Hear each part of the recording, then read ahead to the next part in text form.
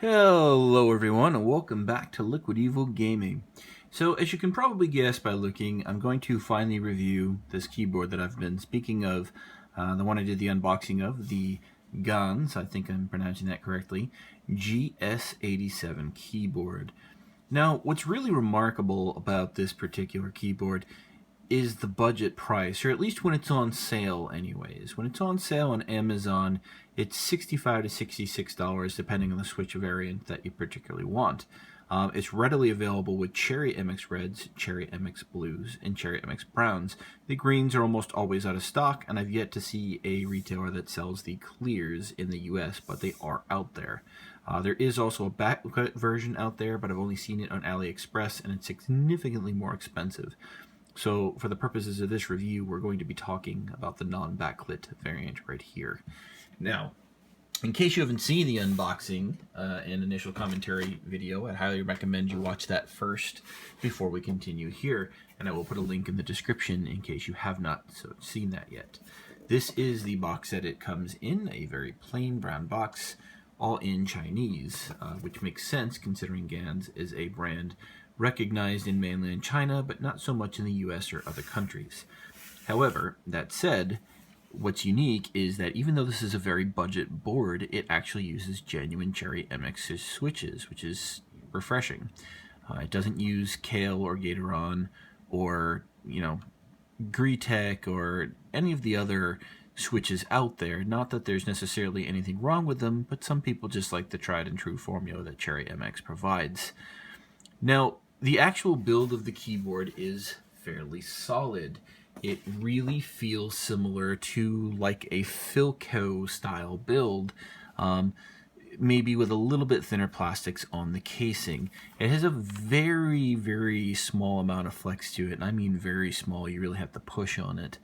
But other than that, it's very solidly built. It's very minimalistic with just the Ganss G.S logo right here. And if you look at the other side of the keyboard here, it's all blank. As you can tell by looking at it, this is a feature that some people may like or may hate, but much like Philco keyboards, the cable is non-removable. It does create one less failure point, but that does also mean you have to be careful with the cable and not abuse it. It may not be the best keyboard for travel as such, since you have to wrap that cable around or wrap it up in a bag, which could lead to causing damage. On the underside of the keyboard, really nothing special here, just a sticker with a serial number and the brand of the company and a quality control pass sticker, along with the 2 feet, which are rubberized, which is a nice little bonus, and another rubber little sticker here at each of the corners of the board. Now, one other feature I do really like about this board is it allows you to see the caps lock very, very easily, along with the scroll lock as well, since it has the lights in the upper right corner, also something similar to Philco does, so that's very much so appreciated. My biggest real complaints about the board, one of which is subjective and one of which is factual, the stock keycaps are some of the worst I have ever seen. Now, let me grab one so I can show you what I mean, as these are not obviously the stock keycaps. Forgive me, I should have had one of these handy. But if you look, the stock keycaps, it's not that they're terribly thin, although they are on the thinner side, not unreasonably so. It's that the legends, if you can see that, is pad printed. That's something they use on very cheap, like $5 to $10 keyboards, and not something you expect to see on a keyboard that's around $65, or if you get it directly through Chorus Keyboard, $80, or AliExpress, even more at over $100. It's really, I think, was unacceptable. Now that said, chances are you're going to be replacing the keycaps in your own custom set anyways, which is why I'm somewhat willing to overlook that, though I do wish it could have come with better stock caps. It is a little bit of a shame. But anyways, there you go. That's what those keycaps look like. They're really nothing to write home about. They're really nothing to write anyone about. That said, the board itself, and this is one of my subjective nitpicks, has co-star stabilizers. Those are those wire stabilizers that have the plastic inserts that, to me personally, I believe are made of pure evil.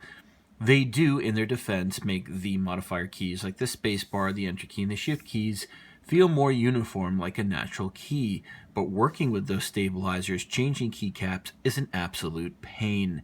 In addition to that, it does limit compatibility with some keycap sets, as really thick PBT, that is thicker, especially in certain areas of the keycap, may make it so that keys like the spacebar may stick and not function with those keycaps. I actually ran into that problem when trying to use my Vortex set on this board, and it simply did not want to cooperate on the modifier keys. So instead, I used my Midnight DCS ABS set. Since it's thinner plastic, it fit without a problem. Point of note, the Ducky Dysub PBT set I have also fit, even though it's thicker PBT. However, it's thinner on the sides where the stabilizers would touch, which is why it works. So if it's a thick PBT set that's thick all around on every side, it probably won't work. Your mileage may vary, so bear that in mind. It's one of the downsides of CoStar stabilizers. But moving on, it is a very solid keyboard for the price. It's a very minimalistic look. It's not overly branded. It does feel nice and sturdy. It has a nice thick back to the case here.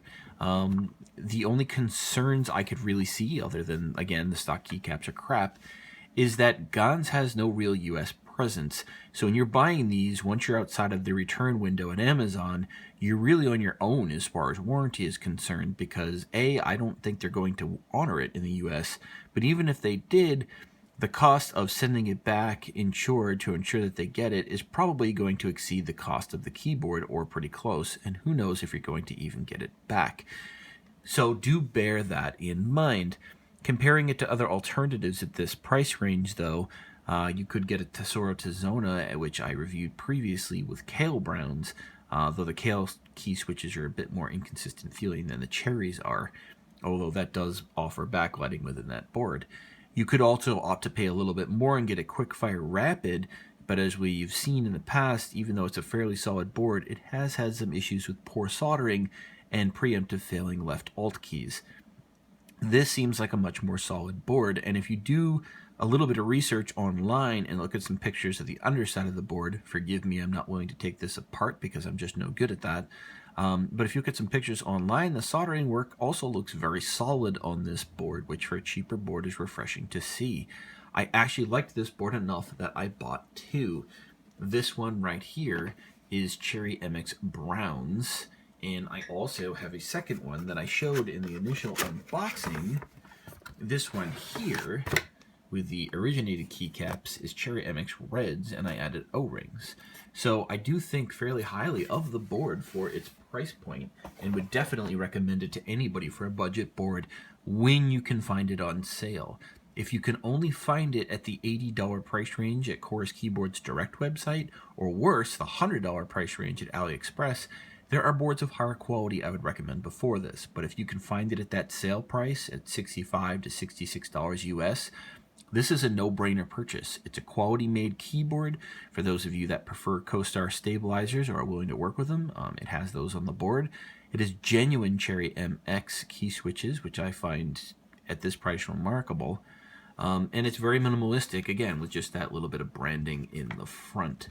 So I would absolutely highly recommend you pick up one of these. I would give it a final rating of 8 out of 10, docking it only for the stock key gaps being some of the worst I have ever seen, period, and the fact that there's no solid way to get warranty support should you need it down the line. But I'm not docking it too much for that, since it doesn't advertise itself in the US market, so you kind of know what you're getting into if you buy this. As again, thank you for watching. Be sure to like, comment, rate, and subscribe. I will put the links of where to purchase these on Amazon and the different switch variants in the description of the video. Should you have any other questions of things I did not cover, please feel free to ask in the comment section below, and I will answer as soon as I can, as I'm not sure how long these are on sale. Thanks for watching. Have a good one, everyone.